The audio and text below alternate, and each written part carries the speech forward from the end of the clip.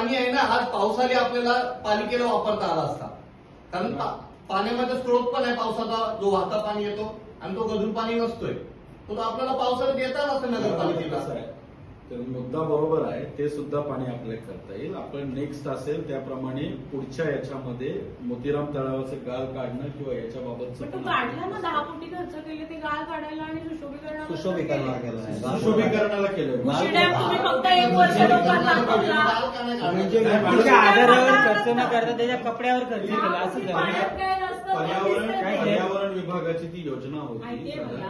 त्यानुसार पण आमची त्यांचे जे विनंती अशी आहे, नॉर्म्स असतील ऐका ना, त्यानुसार आपण ते त्या काम केलं. काळामध्ये जे काही म्हणजे अगदी संवेदनशील लोक होते की ज्यांनी शहराचं एक वेगळं धरण असावं, शहरासाठी पाणी पुरवठा करण्याची एक व्यवस्था असावी म्हणून मोतीराम तलावाची निर्मिती केली. बरोबर.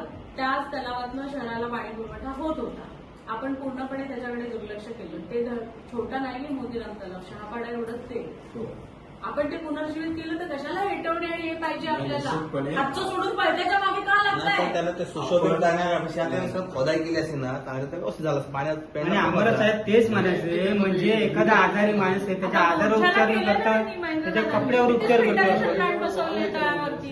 आता मॅडम याच्यात आणि आम्हाला याच्यामध्ये साहेब ऐकून घ्या की यापुढे तुम्ही कोणत्याही प्रकारची चर्चा करत असताना जनतेचे प्राधान्यक्रम काय आहेत हे बघितलं पाहिजे. आपण काय करतो, मला काय वाटतं ते आपण करतो. आपण सुशोभीकरण नको म्हणजे आपल्याला. तलावाचं गाळ काढण्याऐवजी त्याचं सुशोभीकरण केलं. असं नाही आहे सर. कसं आहे बघा, शासनाकडून जे मंजूर होऊन येतं ना पण त्याच्यावर साहेब ते आपण पाठवतो तेव्हाच होतं ना.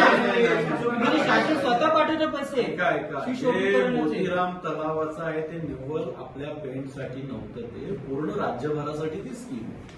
आणि त्यासाठी त्यांनी जे तलावांची निवड केली त्याला नॉर्म्स त्यांचे होते ना, म्हणजे ते पर्यटनाच्या दृष्टीने होते, त्याच्यात गाळ काढण्याचा विषय नव्हता. पण आपण निश्चितपणे आपली सूचना योग्य आहे की तो आपण एक स्त्रोत म्हणून करू शकतो. आपण निश्चितपणे ते गाळ काढण्याच्या दृष्टीने आणि तो भविष्यात आपल्याला पाणी पुरवठ्याच्या दृष्टीने कसा उपयोगात येईल याचं करू शकतो.